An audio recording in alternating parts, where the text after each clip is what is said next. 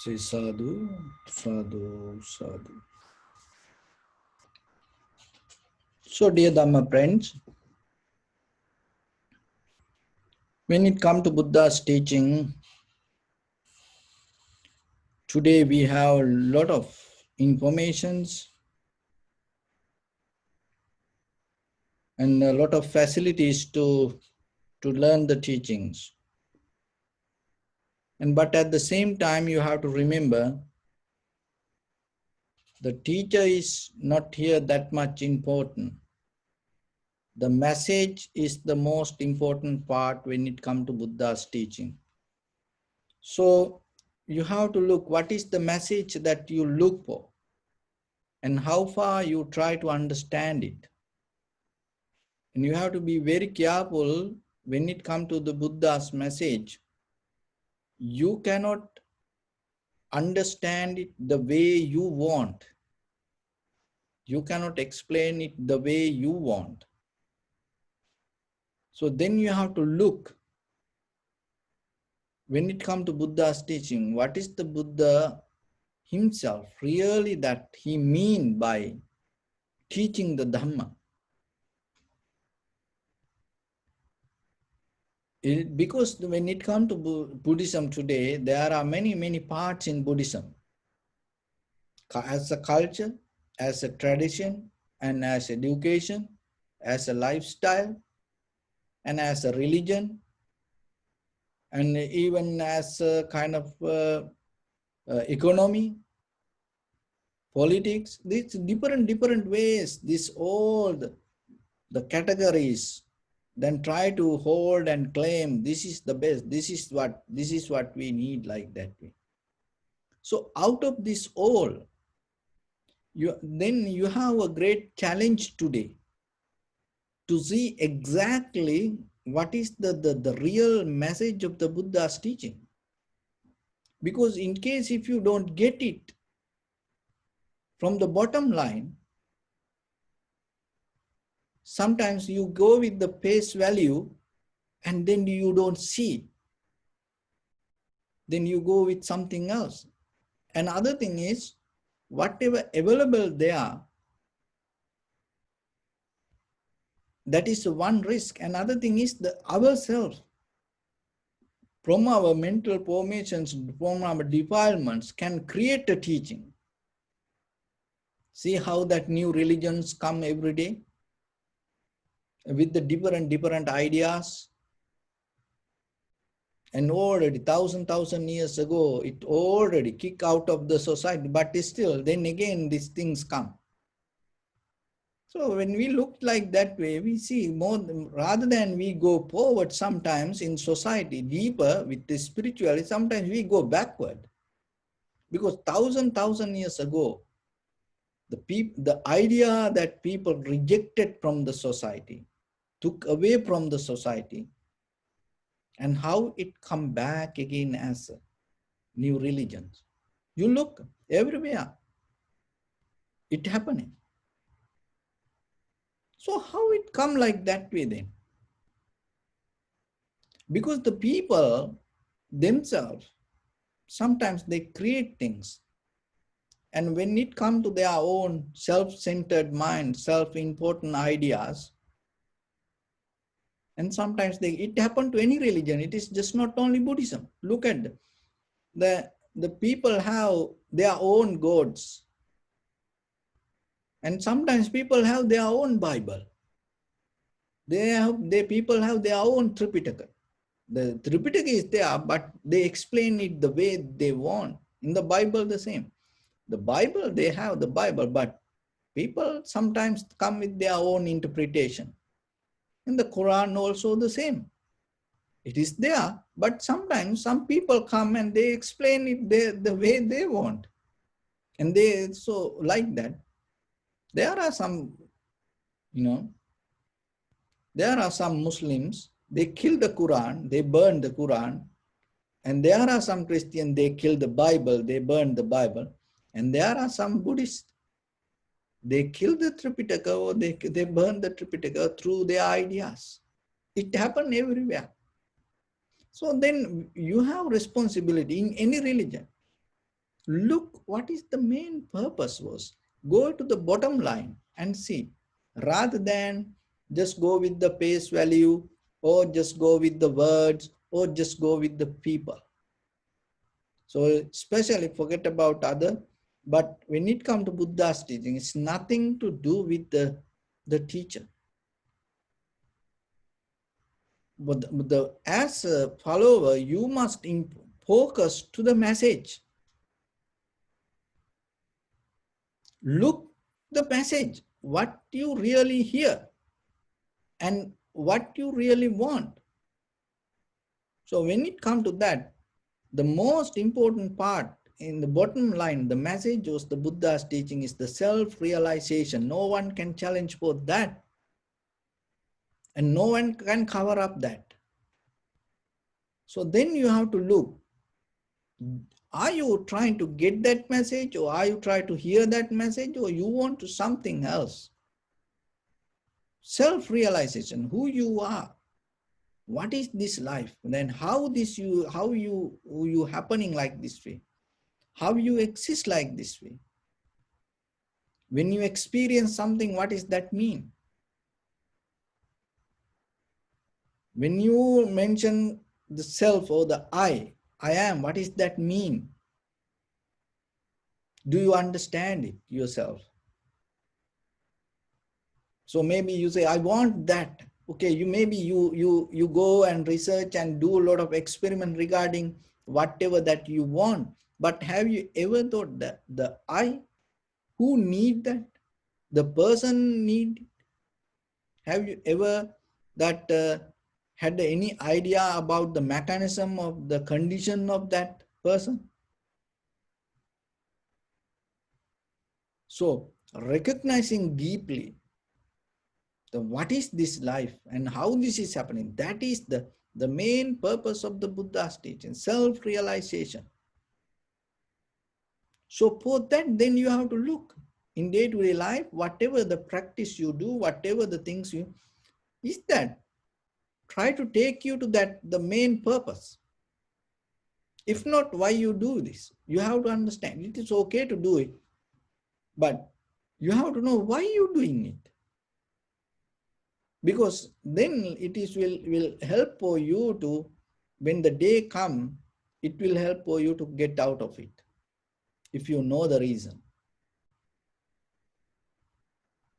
So it is your responsibility. It is your fundamental human rights to know when you do something, why you do it.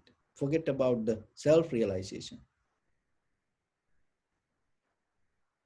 So then in day-to-day life, when somebody says something, do this, naturally you ask why. But when it comes to yourself, have you ever raised that question? When you try to do something with your bodily, verbally, and mentally action with your own mind, have you ever questioned that? Why? To whom you do this? So that is what important. And that is what you have to look and question yourself. Not all the time, maybe at least in the beginning, take some time, few minutes every day. Look, then you will see this puzzle. And little by little, you will enter to that. Most the hindrance around this, our own lifestyle, our own methods. When it comes to that, discipline is one thing. You have to be very careful, because your discipline should build up with the purpose of self-realization. That should be the purpose. Clarity, get into the clarity, becoming more clear. You have to be very careful. Don't develop any kind of discipline to depend or to get help, or kind of like becoming a follower of the Buddha. Because then you missing the main part of the self-realization. Because the thing is this, the discipline is something that you develop a awareness regarding your own physical, your bodily, verbally, and mentally action to develop a kind of a resistance. That means you go against your own strength, or you go your own against your own energy. So you have to be very careful that if you don't have the higher purpose, sometimes that discipline always make you disappointed. See, some people don't drink, and then maybe they don't drink, they have very basic level of values in day-to-day life. They don't smoke, and they don't do other things, basically. Even they don't kill. But sometimes in life, they get tired. They get disappointed. In that disappointment, in that tiredness, what they does? If you look around the world, if you look around the society, if you look around the family, if you look around your own life, you will see what they does when they disappointed. They go to discipline and attack the discipline. That's what the very first thing they do. Even the children, from the childhood, you will see, when they get disappointed, the very first thing they do, they attack to their own self-discipline. How possible it is? Why it happened like that way? And there are people, when they get mad, the very first thing they do, they cut themselves. And so when you go deeper, because you go against, you develop a current against you. So that is what the discipline does. And then you have to be so clear. Another thing is, moment by moment, that discipline that you develop should bring the good result towards your purpose. Then there is no pressure. You don't accumulate pressure. And the other thing is, you get the result, and that good result not going to keep you remain in the same position, resisting.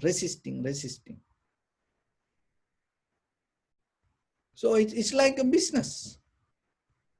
Just imagine you start a small business and you sell things, and every day you sell things, and the business, every day you see the business.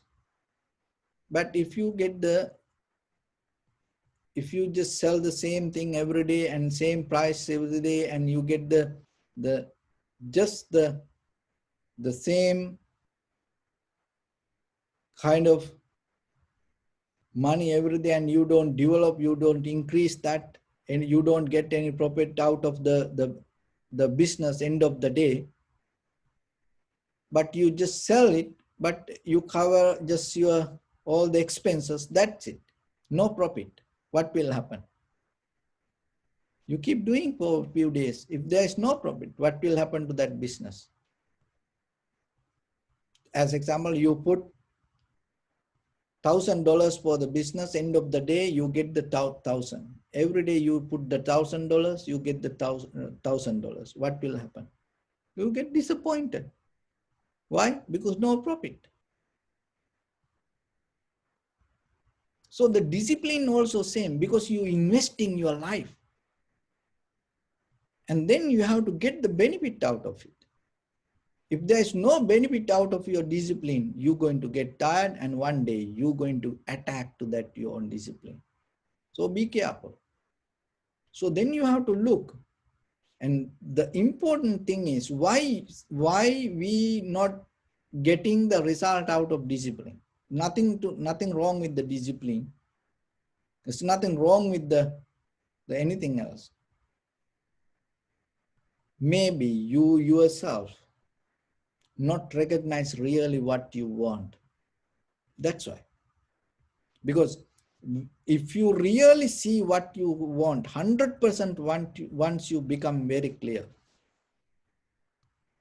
So the whatever the little discipline you do related to that, it's going to bring the result. So that's why you have to be very careful with the meditation.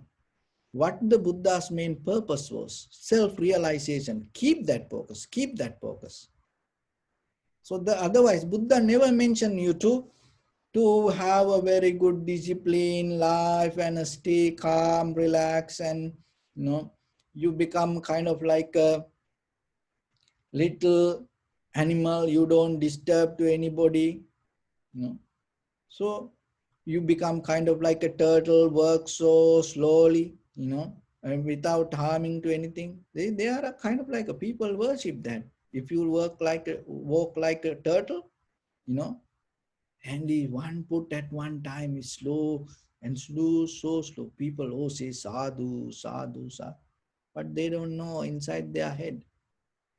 Maybe they try to go like the tigers when they attack, tiger like lions when they try to attack, what they does? They don't jump. They don't keep running far away, making busy a whole jungle. When they try to attack, what they does? They also walk slowly, and you don't know where they go. So same like just walking so slowly doesn't mean that is good. Like look at the most of serious killers.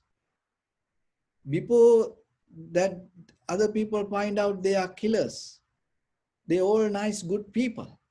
Everybody say, oh, he was so nice, he was so good.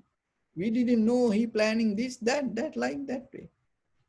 So the same thing with the life also then. Then remember yourself and get the purpose, get the message related to that. Whatever you do, look for that self-realization. Stay on the path and focus to that. And don't focus, don't give too much attention to other things. Get in and have that discipline with you, and you will see as soon as possible. You slowly pass this all and get into the point. Because when you related to the truth, when you come closer to the truth, it is so beautiful. And other thing is you become more comfortable, relaxed. You get out of the resistance. When you are really experience something, without any kind of interference, that you have, that is the well-disciplined life. There's nothing to hold, there's nothing to resist, nothing to go against. That is the well-disciplined moment. And in that moment, you are so comfortable, relaxed. But that all done by the purpose that you recognize. And there was in Japan, there was a Zen temple. In that temple, there was a young monk, and he always, at night, he go out of the temple jumping. There was a wall, and jumping out of the wall, he go to the carnival. So one day, the high priest went around the temple and found out there was a little stool. And this young monk, he's a little shorter. He cannot reach to the wall. So what he does, he keep this little stool, and then he get the help out of it and jump. So when he come back also, he know at night, and he can slowly get down from the wall to that stool and then come down. So what the high priest did, he took out that stool and he sat in that place and wait one night. So this student went to the carnival, and in the middle of the night came back. And then he thought the little stool going to be there. So he jumped, and it was not balanced like it used to be. So then what happened? It was kind of like a slippery. He was going to fall down, and then he somehow he managed to maintain himself, and he ran. So while he run, the high priest told, "Be careful, it is so slippery." So then he found out the high priest was in that place. And so from that day, that he didn't go out of the temple. So that's mean it's that without punishing and without opposing to somebody, and there are ways that people can get into discipline by understanding. So in ourselves also same. When you see the purpose, when you recognize the right purpose, that purpose has a power itself take you to the right discipline record, rather than holding resistance, grudge, go against things. So better than that, there is a way that when you see the purpose, that the seeing purpose itself and help you to keep in the balance on the path that you walk. So with that, I bless upon everyone with this good practice. May all of you be well, happy and peaceful. May no harm come to you. May no difficulties come to you. May no problems come to you.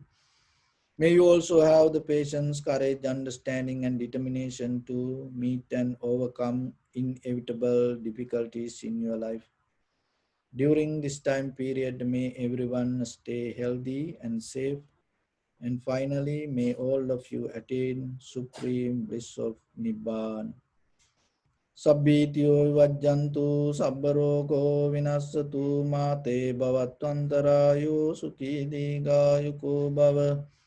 Ettavata ca ammihi sampadam punya sampadam sabbe deva anumodantu sabba sampatti siddhya. Sabbe bhuta anumodantu sabba sampatti siddhya. Sabbe satta anumodantu sabba sampatti siddhya. Idam me punya kammang asavakkaya vahang hotu sabba dukkha pamunchatu. Bless you.